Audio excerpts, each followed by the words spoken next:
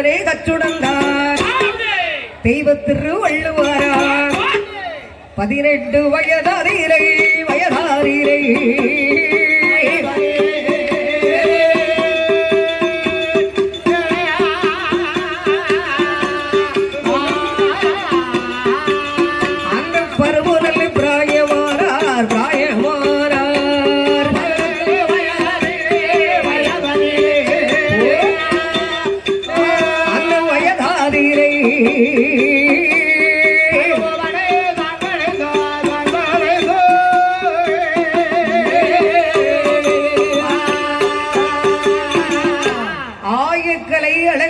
கற்றுணர்ந்து 18, 20 வயதாகின்ற போது அதால் ஓரட்டில் வளர்காத வளர்ப்பும் ஈரட்டில் படிக்காத மாணவன் மூவட்டில் முடியாத மனம் நாலெட்டில் பெறாத குழந்தை ஐயட்டில் தேடாத அகம்பொருள் சம்பாத்தியம் ஆறெட்டில் காடாத சம்பந்தம் ஏழெட்டில் பார்க்காத ஏக ஸ்தலங்கள் எட்டாயிரத்தில் வாழாத உயிர் உலகத்திலே இருந்து பலன் இல்லை. இருந்து பலனே கிடையாது. மருமகாக்கிட்ட இடிபெண்ட கஞ்சி குடிக்க கூடாது. அந்த வயசுல போயிடணும். இருந்தா பணத்தோடு இருக்கணும். செல்வாக்கா இருந்தா மாமனார் எங்க மாமனுக்கு தான் உண்டான்னு சொல்லுவாங்க. வடையில போட்டு சாப்பாடு கொடுப்பாங்க. கொண்ட வருவாது தம்பி என்னதான் 40,000 50,000 ரூபாய் 1/2 லட்சம் நம்ம பென்ஷன் போட்டு சம்பளம் நோட்டு மாசம் பிறந்த 30 நாளையில தாளை எண்ணுவாங்க. பென்ஷன் போன ஏடிஎம்ல எடுத்துக்கொண்டு மறுபா கையில கொடுத்தாலும் 5 நாளைக்கு சிரிச்ச முகத்தோடு அதை வாங்குற வரைக்கும் தான் மரியாதை. வாங்கி முடிச்சவனா எங்க மாமா எங்க இருக்காவோ ஐயோ அந்த கிழட்டு சடைய என்ன வரத்து வருது. அவரால எனக்கு பெரிய துன்பமா இருக்கு. நான் எங்க அப்பா வீட்டுக்கு ஒரு 10 நாளைக்கு நான் போயிட்டு வரேன் அப்படின்றவா. ஐயோ பணம் என்னதான் காசு பணமும் ஒன்றும் பொருள் இருந்தாலும் பாசம் இருக்கணும். பாசம் இருக்கணும். அதான் அப்பமாவா மாமாவானா ஒரு உரிமை இருக்கும். சரி அசல்னா கொஞ்சம் அப்படிதானே. அப்படிதான் இருக்குமா? அப்படி எல்லாம் இல்ல. இப்ப எல்லாம் அதுக்கெல்லாம் நாங்க பார்க்க முடியாம தான் இந்த கிளடாயிட்டு வயசாயிட்டாலே வீட்டுல வச்சிருக்க ரொம்ப கஷ்டமா இருக்கு. அப்ப என்ன செய்வீங்க? முதியோர் இல்லத்துல கொண்டு சேர்த்துருவோம்.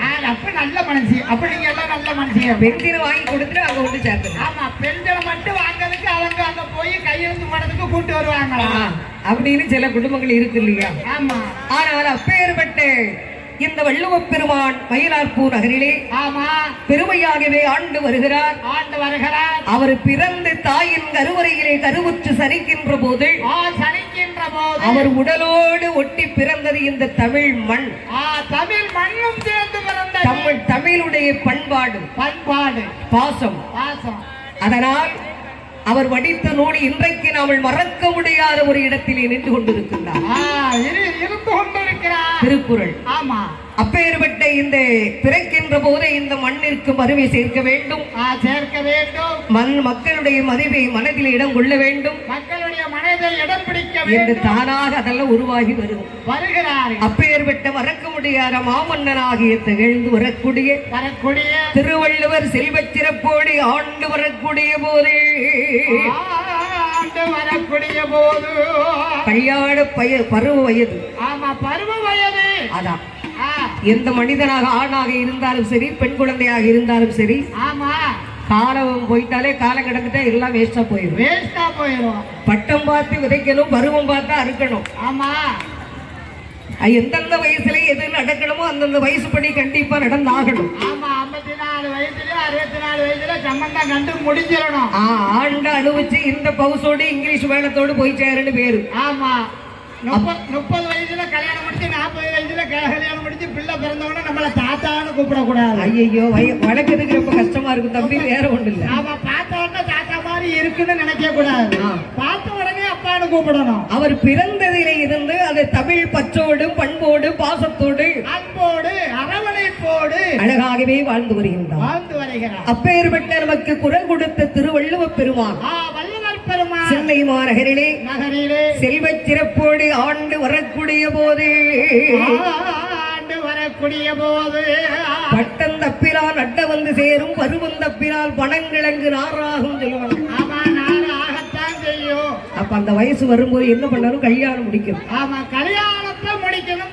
திருவள்ளுவருக்கு கால் கட்ட போட்டா தான் ஒழுங்கா இருப்பாங்க. ஆமா, ஏற்கனவே திருவள்ளுவர் பேரும் புகழோடு வாழ்ந்து கொண்டிருக்கிறார். அவருடைய பேரும் பெருமையும் புகழும் தமிழ்நாடு பூரா அவ்வளவு பெருமையாக புகழோடு கவிகளை பாடி வருகின்றார். ஆமா, வாழ்ந்தா திருவள்ளுவர் மாதிரி நம்ம வாழ்ந்து காட்டணும். கண்டிப்பா அப்படி ஒரு பெருமை, அந்த உணர்வு வரணும், அந்த உணர்ச்சி வரணும் உடம்பிலே. ஆமா, ஏன்னா அத்தனை நூல்களும் திருவள்ளுவர் பெருமான் நமக்கு கொடுத்துட்டு போயிருக்கார். ஆமா, ஒண்ணு கல்வியில உயரணும். கண்டிப்பா. இல்ல திறமையில ஏதாவது போட்ஸ்ல உயரணும். ஏதாவது ஒண்ணு அவங்க அந்த திறமையா இருக்கணும்ல. அப்பேற்பட்ட வள்ளுவ பெருமானுக்கு மனமுடிக்க வேண்டுமே என்று இவருடைய திருக்குறளின் கவியரசனை பாராட்டி திருவள்ளுவருடைய கவி பெருமையை புகழ்ந்து யாரை மனமுடித்தார் தெரியுமா? யாரை மனமுடிக்கிறார்? இந்த சென்னை மாநகரிலே செல்வத்தோடு வாழ்ந்து வரக்கூடிய பாக்கம் நகரிலே ஆண்டு வருகின்ற மார்க்கிசையன் என்பவருடைய அன்பு மகள் வாசுகி அம்மாள் என்ற பெண்ணை மனமுடித்தார். வாசுகி அம்மாளை மனமுடித்து திருவள்ளுவ பெருமானும் வாசுகி அம்மாளாறு பெண்கொடியாரோ அவை மண்ணு வரும் தேவியுமா மங்கேரம்மா வாழ்ந்துவாரோ போலே ஆண்டுவாரோ ஓருடரா மன்னவரும் தேவியுமா மன்னவரும் தேவியுமா ஆண்டுவாரா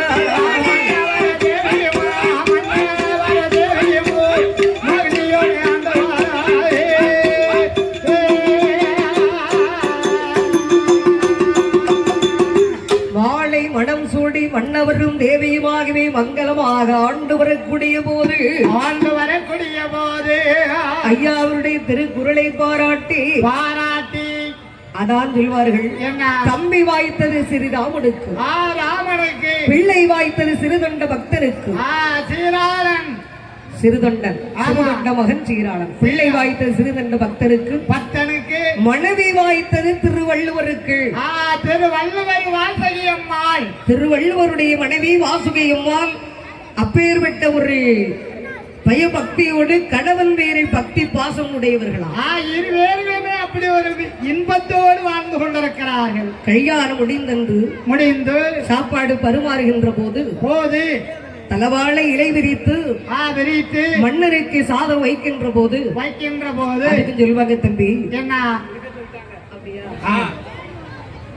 வள்ளுவர் வாசகி பெருமாளும் அருமையாகவே ஆண்டு வரக்கூடிய போது ஆண்டி வரும் நாளே புகழ் படைத்து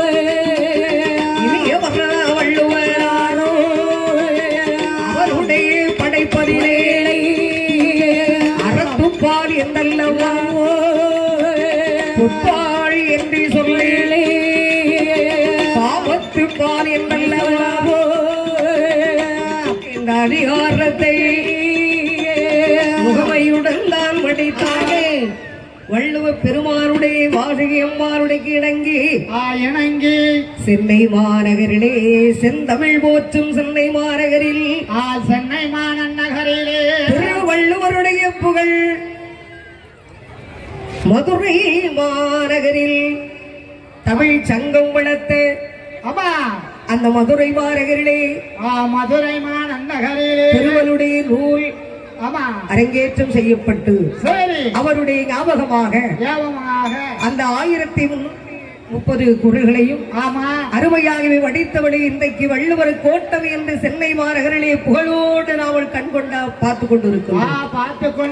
அத்தனை புகழ் உடைத்த வள்ளுவ பெருமானுக்கு முக்கடல் சங்கமிக்கும் கன்னியாகுமரி மாநகரிலே திருவள்ளுவரை எத்தனை கவி கொடுத்தாரோ 133 அடி அளவுக்கு அவருடைய உயரத்தில் சிலை வடித்து இன்றைக்கு ஆட்சி புரிந்து வரக்கூடிய நம்ம தமிழகத்தின் தலைவராம் முன்னாள் டாக்டர் அறிஞர் ஐயா கலைஞர் ஐயா அவர்களுடைய முன்னாள் தலைமையில் திறப்பு விழா நடந்தது.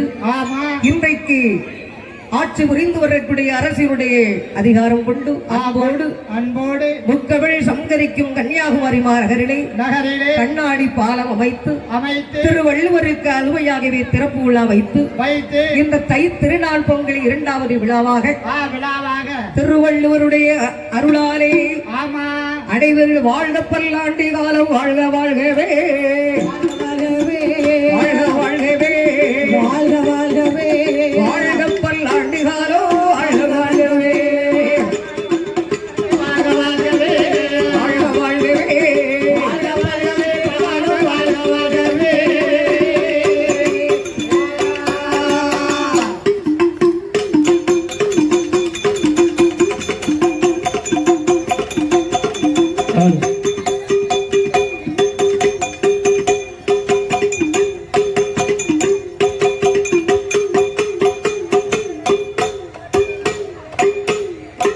இன்றைக்கு சென்னை மாநகரிலே சென்னை ஜங்கம் திருவிழாவில் வந்திருக்கும்